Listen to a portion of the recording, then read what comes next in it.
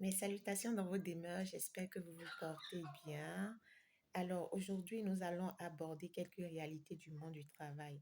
Nous le savons pour la plupart d'entre nous que pour gagner sa vie, il faut travailler.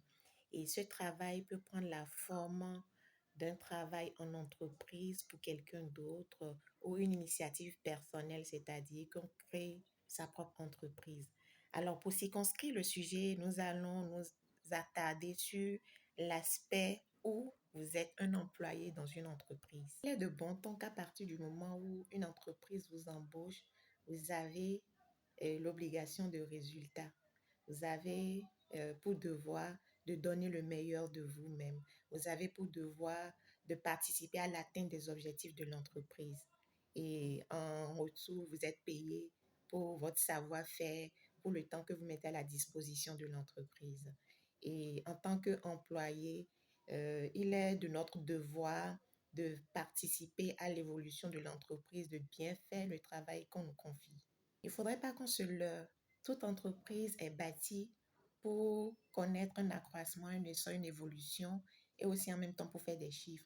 Et quand vous êtes un employé qui qui ne donne pas les résultats escomptés, c'est comme s'il y a un manque à gagner à l'entreprise. Donc, ça, c'est un autre point. Mais il arrive que au cours des années dans l'entreprise, il y a des réalités qui font qu'il va falloir réduire l'effectif du personnel. Et quand vous ne faites pas forcément partie des productifs, vous avez de fortes chances de vous retrouver dans la catégorie des personnes qu'on va mettre de côté. Et à contrario également, il y a que vous pouvez être compétent, vous pouvez être bon dans votre domaine, mais à vous seul, ce qu'on vous paye est tellement élevé que ça ne permet pas à l'entreprise de pouvoir, sur le long terme, continuer par vous payer un tel montant. Ça, c'est un autre cas encore.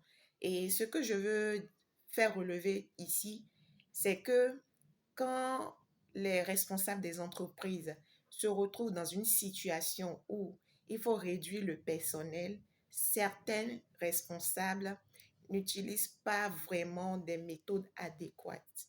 Et entre autres méthodes, je vais vous parler de ce que j'ai pris le temps d'observer, de remarquer et aussi de relever et comment il faut y remédier. Donc, l'une des méthodes pour te pousser toi-même à démissionner, et ce qui, par ricochet, empêche l'entreprise de vous payer des dédommagements, c'est de vous pousser vous-même à démissionner. Et pour vous pousser vous-même à démissionner, il y a tout un arsenal, ou je dirais toute une technique qui est mise en place de façon graduelle. L'une des méthodes, c'est le ghosting au travail. Le ghosting au travail consiste à quoi? Vous venez, on ne vous confie plus rien, plus de travail. Et à la limite, vous venez, c'est comme si vous venez humer l'air. Or, si vous êtes une personne accro au travail et qu'on vous applique la méthode du ghosting, je peux vous assurer que vous risquez de craquer si vous n'êtes pas fort mentalement. Alors, dans ce cas, quand on vous applique la méthode du ghosting, qu'est-ce qu'il faut faire? On va en parler vers la fin. La seconde méthode utilisée lorsqu'on remarque que le ghosting ne marche pas sur vous, la seconde méthode, c'est de vous surcharger de travail. Vraiment de vous surcharger de travail où vous en avez plein à craquer. Et dans ce cas, vous vous retrouvez à charbonner plus que d'habitude. Et quand c'est comme ça, même vos week-ends, a priori, ne sont plus vos week-ends, même vos temps de repos ne sont plus vos temps de repos et parfois même on vous demande des extras. On parlera également à la fin de comment remédier à cela. L'autre étape, je dirais que les responsables utiliseront maintenant quand les deux autres n'ont pas marché, c'est la discussion en tête à tête pour se comprendre à l'amiable en fait. Donc voilà un peu quelques réalités du terrain lorsqu'on veut vous pousser à démissionner. Maintenant, comment est-ce qu'il faut remédier? Quand on prend le premier cas où on vous ghost, euh, a priori, dans un premier temps, ça fait mal, mais à partir du moment où vous commencez par vous y habituer, ce qui se passe généralement, c'est que l'employé vire maintenant dans ses intérêts personnels.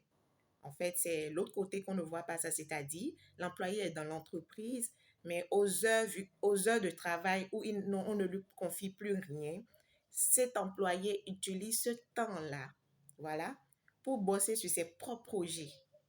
Voilà le revers de la médaille.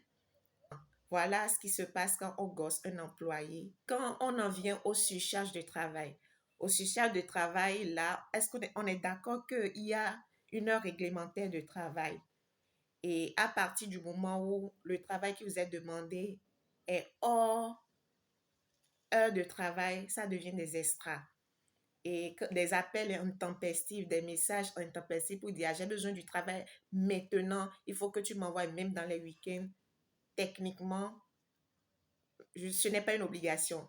Et donc, pour remédier à ça, il suffira juste de demander que la demande qui vous est faite n'a qu'à être faite alors par mail. Parce que par mail, il y a des écrits, il y a des preuves qui montrent que oui, on vous surcharge et même dans vos week-ends sont pris pour une demande de travail pour l'entreprise. Voilà. Et la troisième étape où on vous appelle maintenant pour un échange, pour un règlement à l'amiable, vous décidez ensemble avec votre employeur de ce qu'il faut retenir. Donc voilà un peu ce que je voulais partager avec vous. Je sais qu'il y a d'autres personnes qui ont d'autres sons de cloche, qui maîtrisent encore d'autres aspects de la chose. Et donc, je reste ouverte aux suggestions, en tout respect bien évidemment, et aussi aux propositions.